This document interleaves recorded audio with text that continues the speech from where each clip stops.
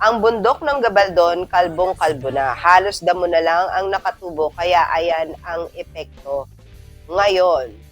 So, ang kabundukan po ng Sierra Madre sa ngayon, dahil ako po ay taga-Gabaldon, sa loob naman po ng ilang taon ay nakikita ko po mismo ako po mismo ang eyewitness niyan, yung recovery ng bundok. Dahil kung ako ay nung bata pa ako, mas bata pa rin naman po ako, ay puro po mga truck ng troso ang bumababa po dyan. Ngayon naman po ay wala naman po ako halos na nakikita dyan. Ako po mismo hindi ko po sinasabi na yung ibang mga kababayan ko or mga kabarangay dyan sa Gabaldon at marami pong nagtitree planting dyan.